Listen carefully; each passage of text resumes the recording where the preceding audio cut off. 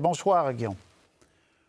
Bonsoir, Patrice. Quand les hauts gradés de l'armée israélienne disent capituler et sinon on va continuer, ou dans votre esprit, l'armée israélienne est rendue sur 1 à 10, à quel niveau de son intervention? Est-ce qu'ils ont fait le 2/3 de ce qu'ils voulaient faire, les 3/4? Comment vous voyez ça? En fait, je pense qu'ils sont surtout assez déçus par le peu de résultats tangibles de cette opération. L'opération a commencé il y a plus de 2 mois. Elle visait à éradiquer le Hamas. Et plus l'armée israélienne avance, et plus en fait ils détruisent une grande partie de la surface de la bande de Gaza, mais sans obtenir de prise de guerre qui soit réellement importante. On n'a jamais trouvé de quartier général stratégique ou d'arsenaux du Hamas.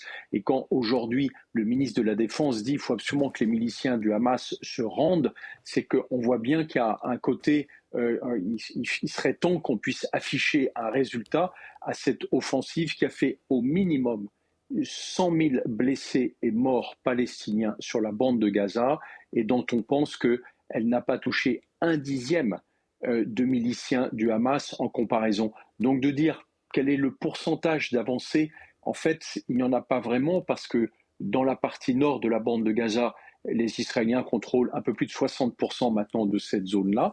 Et dans la partie sud, où ils ont massé l'essentiel de la population, 2,5 millions d'habitants, eh bien, en fait, les Israéliens n'ont même pas la capacité de contrôler l'intégralité de cette zone.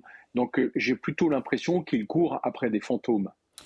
Guillaume Ancel, vous avez écrit un texte où vous décrivez les charges utilisées par les missiles israéliens. Et vous dites il y a une différence entre une petite charge, 8 kg par exemple, on n'y connaît rien, nous, mais et une grosse charge, une bombe, pour prendre un langage populaire, à 250 grammes.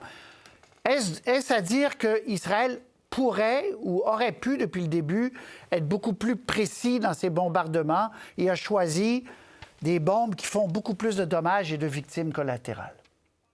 Oui, exactement, Patrice. En fait, Israël avait le choix entre faire des attaques très très ciblées, je dirais sans bombardement d'ailleurs, contre des cibles particulières du Hamas, auxquelles d'ailleurs ils auraient pu proposer des primes aux Palestiniens pour leur ramener ceux qui avaient commis cette attaque absolument monstrueuse, bestiale du 7 octobre.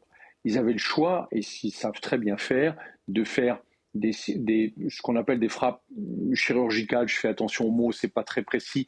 En tout cas, c'est pas aussi chirurgical que les dentistes que vous nous avez montré juste avant. Et là, à ce moment-là, on utilise des missiles qui emportent des charges de quelques kilos.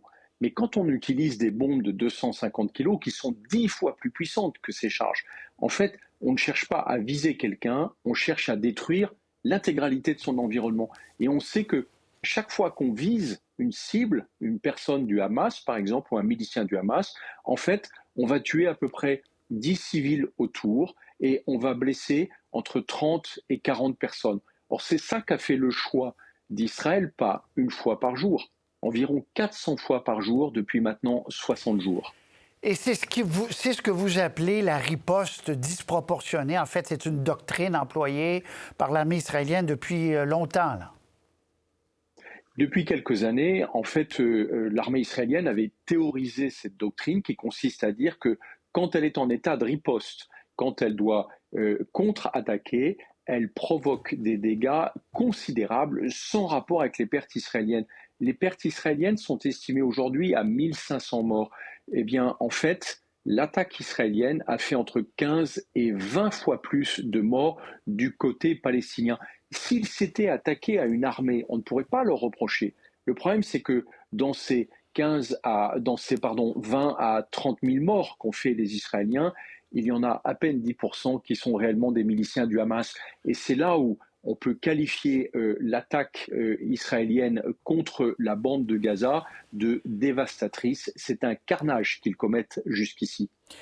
Est-ce que, d'après vous, Guillaume Ancel, ils vont réussir à ce que le Hamas ne gère plus jamais la bande de Gaza? Là, je pense que ça, c'est assez probable. C'est-à-dire qu'ils vont sans doute exiger en contrepartie de leur retrait de la bande de Gaza. Tout à l'heure, dans votre reportage, le ministre de la Défense le disait bien, les Israéliens n'ont pas l'intention de rester sur la bande de Gaza, mais ils vont exiger que ce soit une force internationale, soit quelque chose qui soit sous leur contrôle, qui leur permette de s'assurer que le Hamas ne revienne pas. Mais avec une telle violence, ils ont aussi garanti au Hamas qu'ils puissent recruter des miliciens pour les 15 prochaines années. Et c'est Voilà. bien ça qui pose problème. On voit bien que la stratégie du gouvernement Netanyahou est une impasse à ce stade.